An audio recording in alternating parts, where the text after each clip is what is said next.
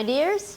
This is your menopause, your way, and I'm Menopause Taylor. My job is to help you tailor all the options to your personal situation so that you can have your menopause your way. And one of the things that can determine how you manage your menopause is fibroids. If you're just joining us, you need to stop the video right now. This is video number 137, but it's the sequel to videos 135 and 136. If you watch this one before watching those two, you'll be shooting yourself in the foot. I guarantee that you'll understand absolutely everything I teach you, but only if you watch all my videos in order. This business of jumping all around willy-nilly is no way to learn anything. It actually confuses you even more. Please believe me on this. So if you've already watched videos 135 and 136, here's where we are now. In video 135, I taught you that fibroids are benign overgrowths of the fibrous tissue in your muscular uterus. And they grow because of the stimulation they get from estrogen. So every menstrual cycle you have and every pregnancy you have causes them to grow. So what you do in your reproductive life causes them to grow. Then in video 136, you learned that perimenopause can make the bleeding from your fibroids worse because that's when you lose your progesterone but your estrogen stays normal. But when postmenopause rolls around and you lose your estrogen, your fibroids can settle down. They'll stop growing and they'll stop bleeding, but they won't shrink and they won't disappear. And the reason they settle down is because there's no estrogen around to stimulate them. But you also learned that the one surefire way to alleviate all your symptoms of menopause is to take estrogen. And you learned in videos 80 to 90 that taking estrogen can prevent the diseases that are associated with menopause, which include heart attack, osteoporosis, and Alzheimer's disease. So here you are at postmenopause with no more growth or bleeding of your fibroids. And the question is, can you take HRT if you have fibroids? It sounds like a catch-22 situation, doesn't it? And actually it is.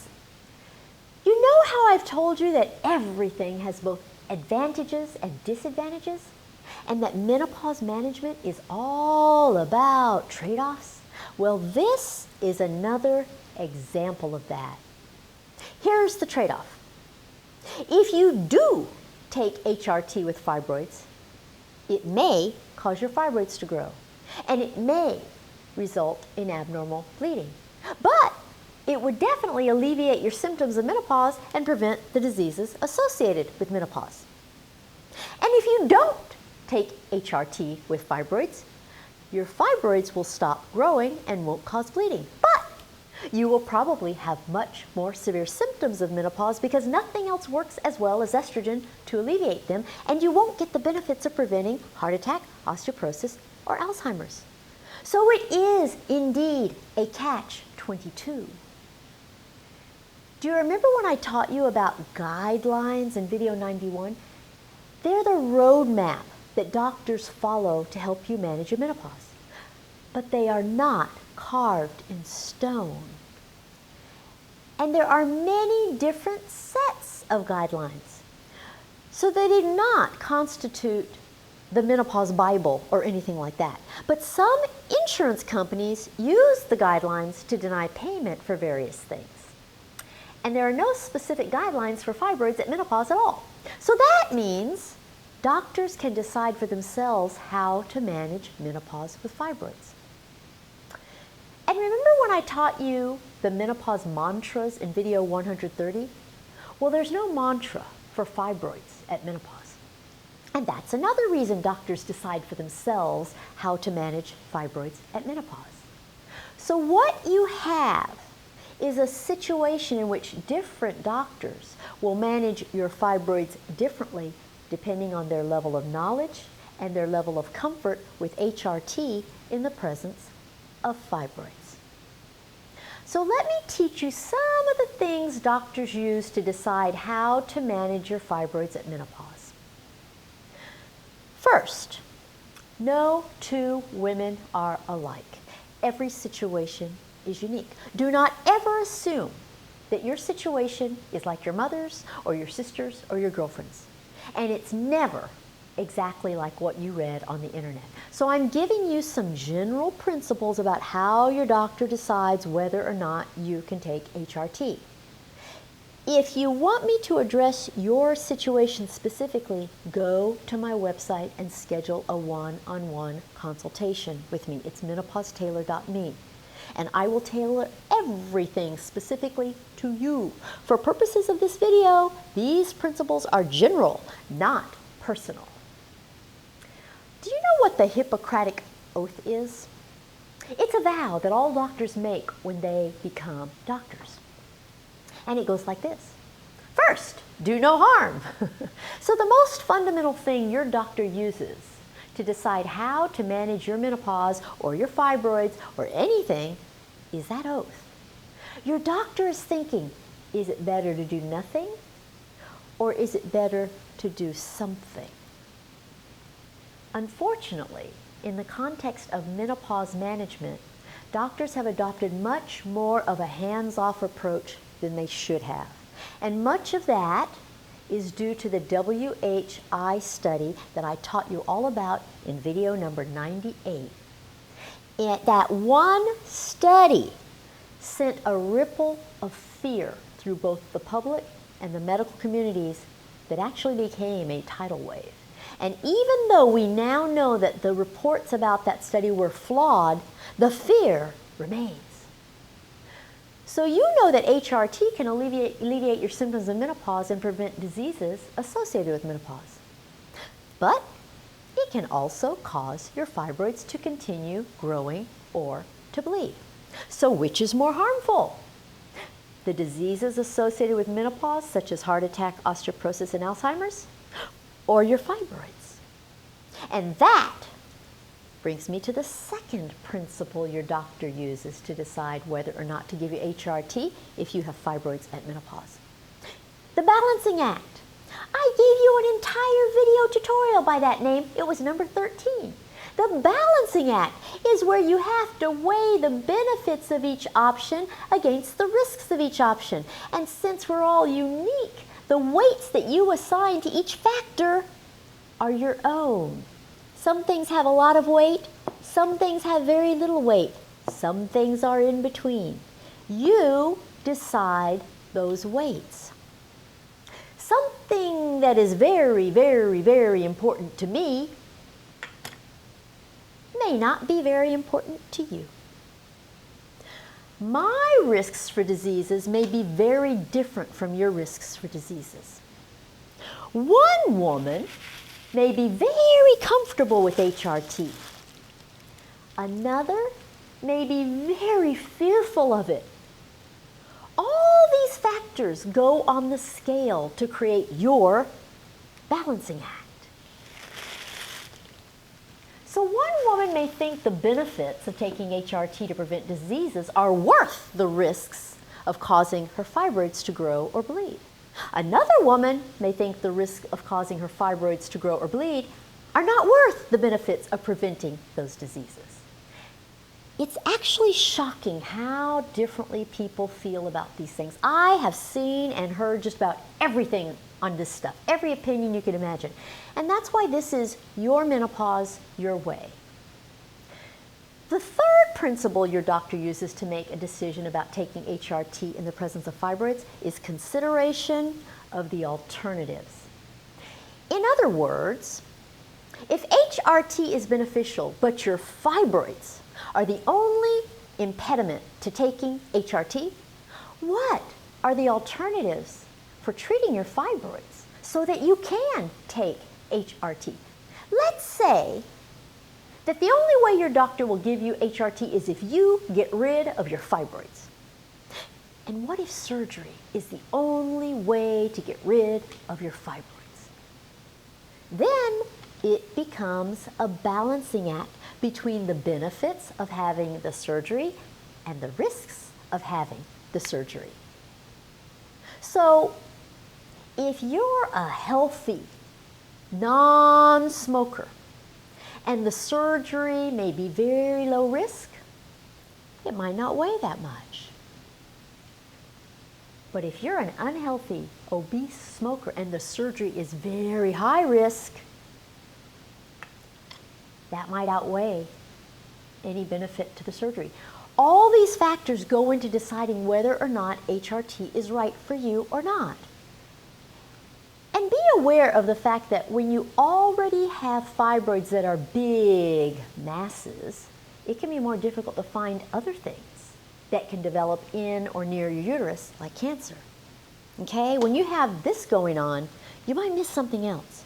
People miss early diagnoses of cancers a lot because of benign things that confuse the picture. And you know, people want quick fixes. They don't want inconvenience.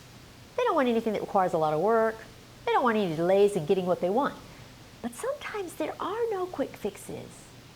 This education is not about learning how to get a quick fix. It's about learning how to logically manage your menopause in the way that's best for you.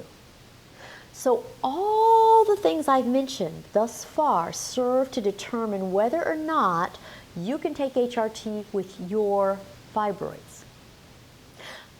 But let's say your doctor says you can take HRT. What then?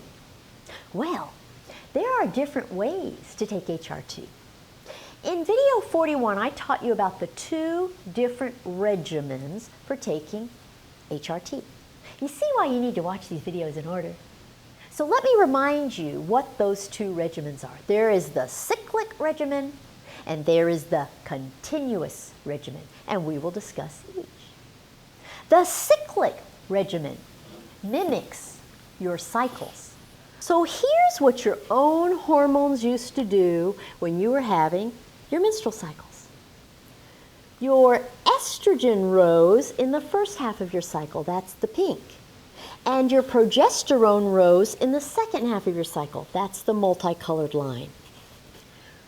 So, the rise in estrogen here is what stimulates your fibroids to grow. So a cyclic regimen that mimics this same pattern will also cause your fibroids to grow. So, a cyclic HRT regimen involves taking estrogen all by itself in the first half of your cycle, followed by taking estrogen and progesterone with the second. And if you notice what happens to your uterine lining, because the cyclic regimen mimics your cycle, you are going to have a period. Your uterine lining is going to build up and bleed. This is your uterine lining down here. It gets thick and thin, thick and thin. The thin is bleeding. So you will still have periods on a cyclic regimen of HRT if you take estrogen and progesterone on different days, or if you take progesterone only some days. Cycles are what made your fibroids grow in the first place. So if you use a cyclic regimen, you likely will have continued growth of your fibroids, and when you bleed, it's likely to be heavy. Now, let's contrast that with the continuous regimen. A continuous regimen does not mimic your cycles. With a continuous regimen, you take your estrogen and your progesterone every single day. You take both every single day. So there's no up and down of the hormones. It's just flat lines. And with flat lines, you don't have thickening of your lining, of your uterus. And because you have a balance between estrogen and progesterone every single day, there's no time when estrogen can stimulate your fibroids. So they're less likely to grow. And since there's no periods, your fibroids should not bleed. You see how it makes sense? So if you have fibroids and you take HRT, the continuous regimen will be the best one to use. As you can see, there are a whole lot of things to take into account when you address the issue of whether or not to take HRT with fibroids. But the most important thing of all is to individualize. Do not work with a doctor who impulsively refuses to consider HRT simply because you have fibroids. That's a doctor who has too little education and is unwilling to balance all these things for you personally. There are no hard and fast rules on this. Be sure you consider what's most important for you, taking HRT or keeping your fibroids. Sometimes taking HRT is worth getting rid of your fibroids, and sometimes it isn't.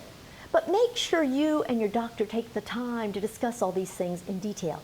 And if you need to do that with me, I'm here for you. Many women prefer to discuss this stuff with me. See, I have no personal interest in the matter, meaning I'm not going to make money by doing your surgery. I'm not going to feel constrained by your insurance allowances. I'm not going to withhold HRT because of fear. I'm completely objective. I'm going to tell you the truth about everything and tailor it to you. And I'll spend a whole lot more time with you than any doctor can. And generally speaking, women just like the way I explain things better than the way most doctors explain things. So if you want me to help you with this, go to my website and schedule a one-on-one consultation. It's menopausetailor.me. Okay, there you have it. The catch-22 situation with menopause management and fibroids. Now, you know, every now and then on the video comments, someone will ask me a question that may sound like a simple question, but it's not. And it warrants a one-on-one because there are so many more factors that go into some of these issues and answering some of these questions. So if you pose a question and I tell you you need a one-on-one, believe me, you need a one-on-one because I do my very best to answer the questions that I can on the video comments because I want to give you as much help as I can, but sometimes I just cannot do you justice with a comment on the video. So if I say you need a one-on-one, it's because you need one, okay? So that's where I'll stop today. Next week, we will start a series of videos on endometriosis. See, now that's another entity that creates all sorts of confusion at menopause. So come back in a week and follow me and subscribe in the meantime. I'm on Facebook, Twitter, and Instagram. I'm so glad you're here and keep watching. Bye.